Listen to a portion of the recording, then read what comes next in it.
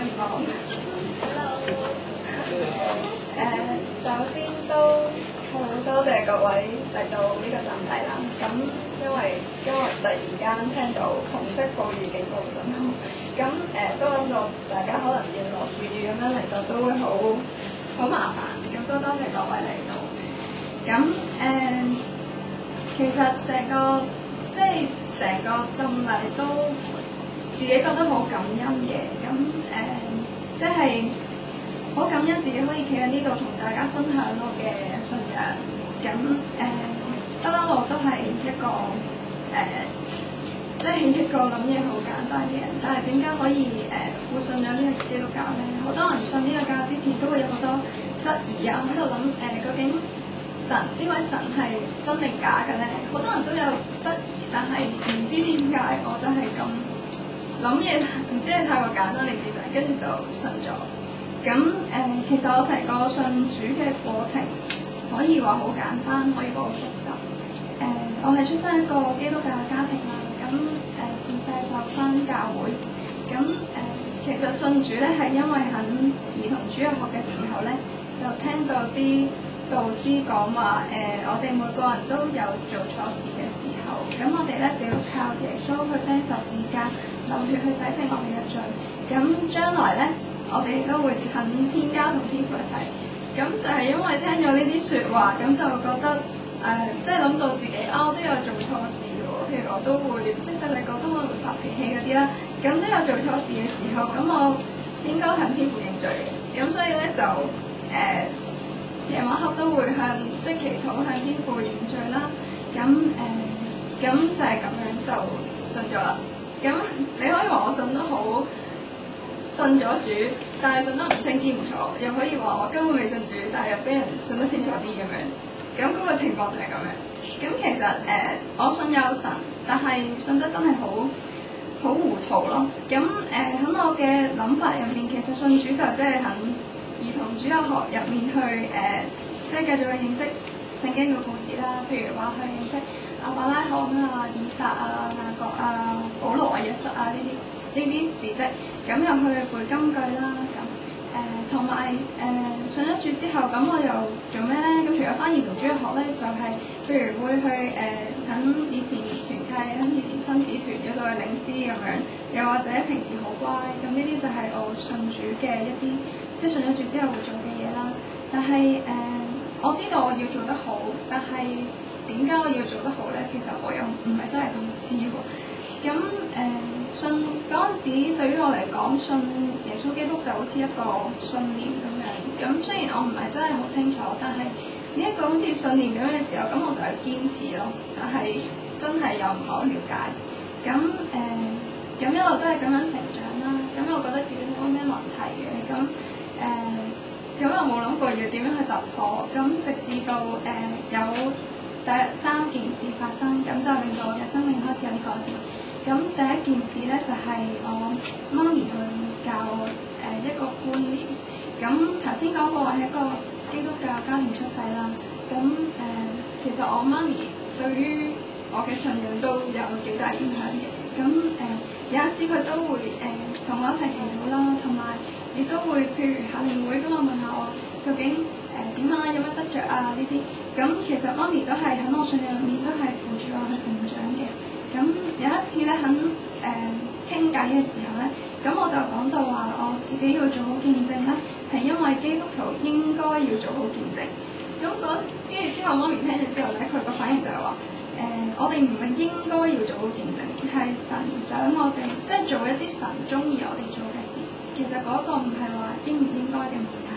咁當我聽到呢句説話嘅時候，我就開始喺度諗，原來我做嘅嘢係神中意我做好，唔係我應該做好嘅咩？咁再推想嘅時候就諗到，其實一直以嚟我會好努力咁去做好自己嘅責任咯。但係原來我做嘅嘢唔應該係責任呢個層面咯。咁反而我做嘅每一件事，其實神係去睇緊。我係應該將我嘅信仰係融入喺我嘅生活入面。即係我做嘅每件事，我諗嘅每一樣嘢，其實應該係去諗係神想我去咁做，神中意我去咁做，唔係話好煩啊要負責任，唔係咁樣咯。咁結果喺嗰個時候開始，我知道即係終於有個概念，就係我嘅生命同神係有關嘅。咁同埋我嘅生命係想求神嘅喜悅啦。咁就因為咁樣睇嘢嘅角度就有啲唔同啦。咁開始當人哋聽到人哋講話做基督徒好煩㗎，又要守呢樣守嗰樣，要成日返教會。咁當我有呢個概念嘅時候，我就知道其實唔係要守乜嘢，而係我去唔係話強迫要我去做啲咩，而係我係做緊神中意我做嘅嘢。咁呢個係第一件事啦。咁第二件事咧就係我拍拖啦。咁喺方唔記得方 1定方 2嘅時候咧，咁我就拍拖。咁其實我嗰陣時就好細嘅，咁我自問都好認真去拍嘅。咁即係我拍拖嗰個諗法係一拍就係做人妻㗎啦。咁雖然好細，但係都有呢個諗法。咁嗰陣時即係我個男朋友都好好嘅，好錫我嘅。咁拍嘅時候其實都有遇過要大家會有一日要分開啦，唔係即係分開意思係分開心，唔係分手，即係會離開一段時間，因為佢都要去外國讀書。咁但係我覺得佢好嘅時候我就唔介意。咁我覺得佢真係好好嘛，咁冇所謂㗎。咁即係呢個係我揀嘅，咁我覺得好就咁樣去拍拖。咁反而同埋喺拍拖嘅同時咧，其實我自己都有為呢件事去祈禱。咁呢樣嘢都係阿媽教我嘅。咁我祈禱就求話，希望即係拍拖呢件事係合神心意嘅，神你去保守我繼續拍拖啦。咁如果唔係嘅，咁求神你都去攞開我拍拖呢件事。咁結果喺大約4個月之後，就我哋兩個分開咗。咁係因為嗰陣時有傳道人去勸喻我哋分開啦。咁我同佢就好聽話咁樣分開咗。咁當時其實我冇諗太多。咁因為我個諗法就係，我覺得我祈過禱㗎嘛。咁神叫我哋合神心意嘅，咁我點都會一齊返㗎。咁但係我有咁嘅想法嘅同時，其實我心底裏面又諗起我祈禱嘅下半段，就係如果唔合神心意嘅話，神會攞開。咁但係嗰陣時又冇諗呢樣嘢喎。但係總之就覺得即係聽傳道人話。咁傳道人講佢嗰次係走嚟我屋企同我講話，即係勸我哋分開啦。咁嗰陣時聽嘅時候咧，咁我自己都有去諗清楚，我都覺得係嗰個時間都唔係好適合嘅。咁亦都有理由嘅。咁所以就聽佢講。但係你問真咧，我又真係唔係好明點解神喺嗰個時間要分開我哋。咁就係咁樣咁嘅矛盾嘅情況之下。咁總之點都好啦，咁就分咗手啦。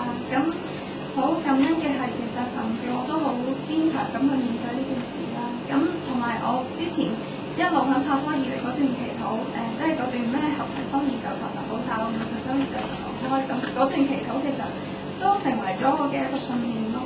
咁我分手嗰段期間都冇話大喊啊，冇話病埋自己咁樣，都好，我覺得自己都好堅強咁面對咗。咁第三件事咧就係離開以前一路生活嗰間舊教會尖平啦。咁尖平係尖沙咀平安宮。咁呢間教會係我由細翻到大教會啦。咁其實喺教會入面我好信入面嘅人，因為嗰度亦都有好多好錫我嘅人，因為嗰間教會係我由細生活到大，甚至係喺媽咪肚入面已經開始翻。但係發生咗一啲事，即係呢件事令到我要面對一個信任嘅抉擇咁樣，即係我要選擇去信教會定係信我自己家人嗰邊咧？因為嗰件事係我牽涉到我家人啊，仲有其他弟兄姊妹咁樣，咁我就要選擇究竟我信教會嗰邊定係我家人嗰邊。咁喺呢件事上面咧，我自己學習去判斷對錯，因為其實呢一件事即係去判斷一啲嘢對我嚟講係件難事嚟嘅，因為我本身嘅性